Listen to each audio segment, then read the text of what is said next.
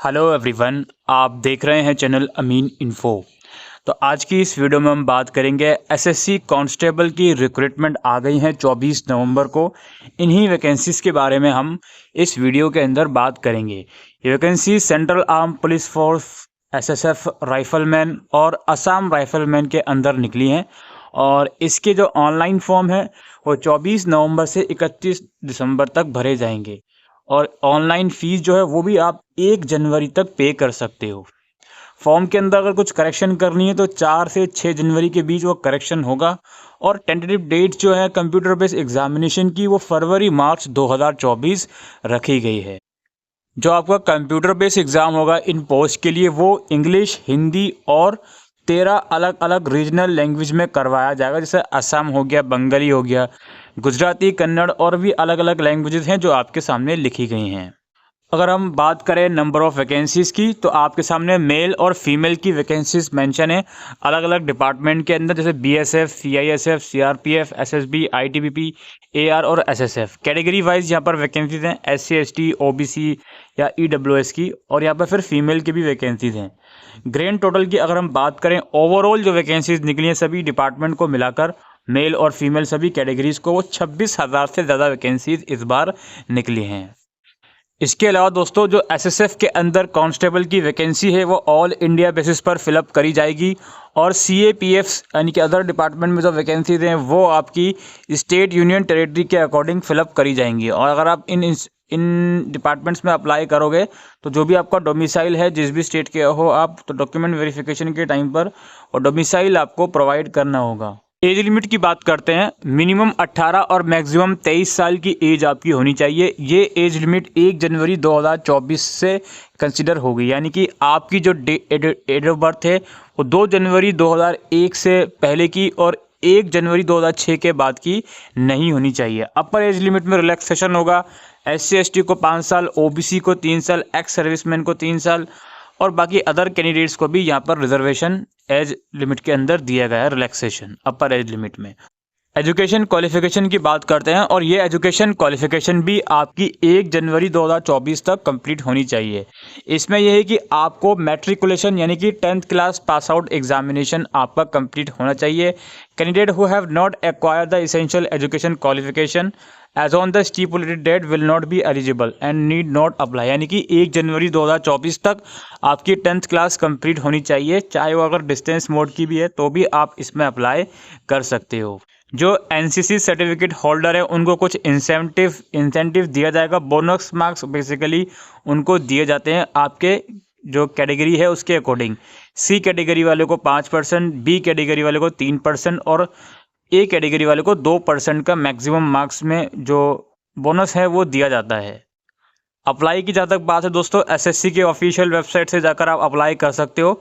अगर आप एसएससी में ऑलरेडी रजिस्टर्ड कैंडिडेट हो तो लॉगिन करके आप अप्लाई करोगे, अदरवाइज एसएससी का आज तक फॉर्म नहीं भरा तो पहले न्यू रजिस्ट्रेशन करोगे, देन फिर लॉगिन करके अप्लाई करोगे। एप्लीकेशन फ़ीस 100 रुपीज़ है और फीमेल कैंडिडेट के लिए कोई भी फ़ीस नहीं है, और एससी एसटी और एक्स सर्विसमैन के लिए कोई भी फ़ीस नहीं रखी गई है। फ़ीस आप ऑनलाइन पेमेंट के थ्रू पे कर सकते हो।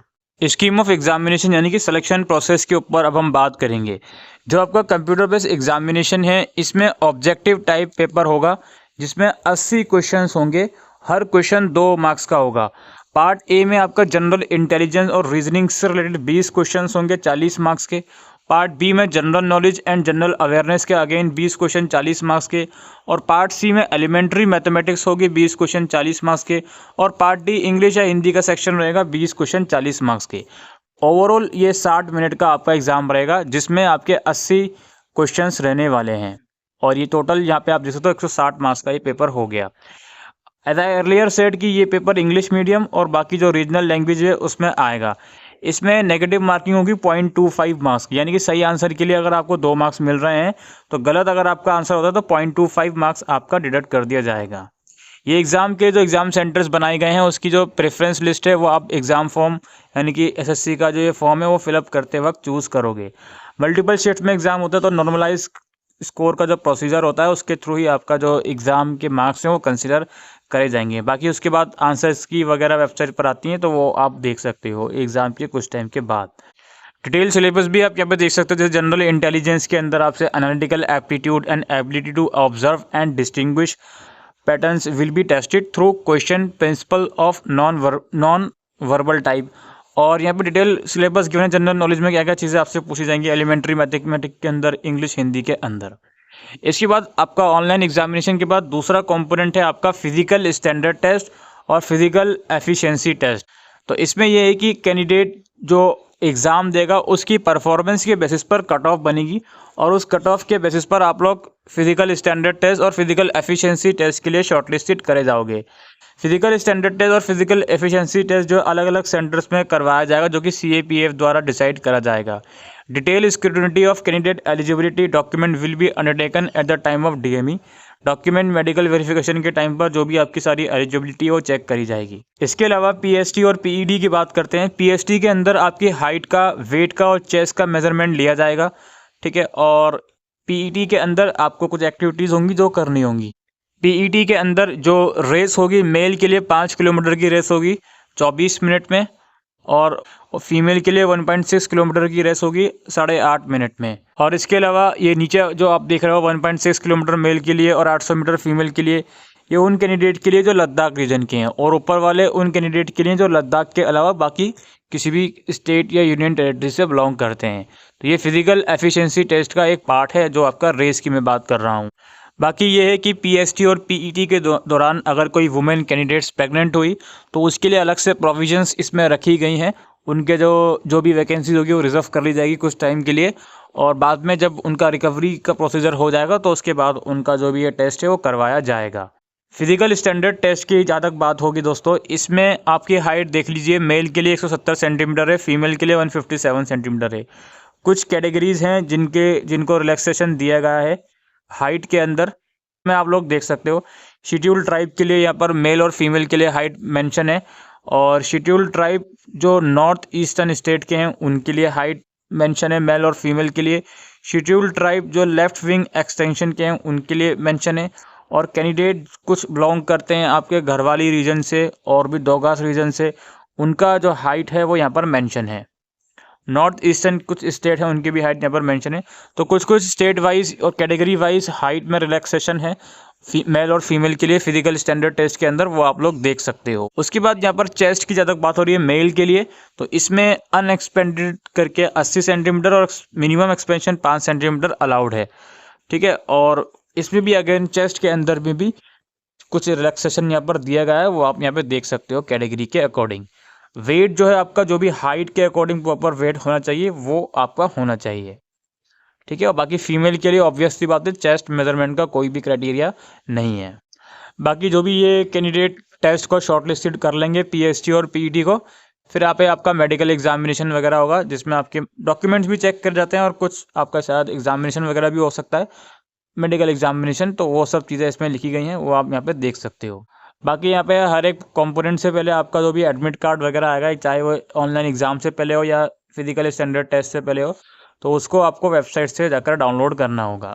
अब मोड ऑफ सिलेक्शन की जहाँ तक बात है, recruitment process will consist of exam, standard test, efficiency test, medical examination and document verification. Candidate scoring following cut off marks without adding bonus will be consider eligible for short listing to the next stage. ये minimum criteria बताया हुआ है इन लोगों ने, unreserved के लिए कम से कम 30% marks लाओ एग्जाम के अंदर, तभी वो PST और PET के लिए क्वालिफाई करेंगे। लेकिन इतने मार्क्स ले आए आप, ज़रूरी नहीं है कि इतने मार्क्स के बेसिस पर आप क्वालिफाई हो जाओगे। वो कट ऑफ बनेगी पूरी, तो फिर उसके बेसिस पर ही आप डिसाइड करे जाओगे कि आपको PST और PET के लिए शॉर्टलिस्टेड किया गया है या नहीं। बाकी यहाँ पे NCC के बोनस मार्क्स जो हैं वो यहाँ पर मैंशन है। यानी कि शॉर्ट लिस्टिंग का रेशो है PST और PET के लिए वो 1:8 है, यानी कि अगर 1 वैकेंसी है तो 8 कैंडिडेट को, इसी तरीके से 10 वैकेंसी थे तो 80 कैंडिडेट्स को शॉर्टलिस्टेड करा जाएगा। बाकी SSF के अलावा जितनी भी डिपार्टमेंट के अंदर वैकेंसीज हैं वो यूनियन टेरिटरी या स्टेट वाइज कट ऑफ बनेगी, और SSF जो है उसमें आपका ऑल इंडिया जो वैकेंसीज हैं वहाँ पर निकली हैं। ST एक बार आपने क्वालिफाई कर लिया, देन फिर आपको डिटेल मेडिकल एग्जामिनेशन और डॉक्यूमेंट वेरिफिकेशन के लिए शॉर्टलिस्टेड करा जाएगा। एम्स कैंडिडेट के लिए शॉर्टलिस्टेड करा जाएगा, यानी कि अगर 100 वैकेंसीज हैं तो 200 लोगों को DME और DV के लिए शॉर्टलिस्टेड करा जाएगा। डॉक्यूमेंट वेरिफिकेशन में अगेन आपके डॉक्यूमेंट्स हैं वो वेरीफाई करे जाएंगे, आपकी एलिजिबिलिटी वगैरह चेक करी जाएगी CAPF द्वारा, और एक डिटेल मेडिकल एग्जामिनेशन भी आपका होगा। और बाकी यही सब है। और आप जब फॉर्म भरोगे तो सातों के सातों का प्रेफरेंस आपको देना मैंडेटरी रहेगा। कोड यहाँ पर मेंशन है, तो इस कोड के अकॉर्डिंग आप देख लीजिएगा कि आपको प्रेफरेंस किसका पहले देना है, किसका बाद में देना है। सब कुछ क्वालिफाई कर लोगे, PET PSC detail medical examination document verification सब कुछ क्वालिफाई कर लिया, देन फिर आपका जो फिर अगेन कट ऑफ बनेगी आपके जो भी आपका कंप्यूटर बेस्ड एग्जामिनेशन है उसके बेसिस पर जो भी आपने पोस्ट के लिए अप्लाई करा हुआ है, तो आपकी स्टेट यूनियन टेरिटरी कैटेगरी के अकॉर्डिंग कट ऑफ बनेगी, देन फाइनल सिलेक्शन आपका होगा। आपने प्रेफरेंस दिया होगा उसको भी फाइनल सिलेक्शन के लिए कंसिडर करा जाएगा apart from your computer based examination marks. बाकी यही सब इस प्रोस्पेक्टस के अंदर जानकारी लिखी गई है। बाकी वही टिपिकल इन्फॉर्मेशन जो हर एक SSC के ब्राउज़र में लिखी रहती है वो आप जाके रीड आउट कर सकते हो। बाकी डिस्क्रिप्शन बॉक्स में दोस्तों लिंक है, वहाँ जाकर आप इस नोटिफिकेशन को रीड आउट कर सकते हो और इस पोस्ट के लिए अप्लाई कर सकते हो। Thank you.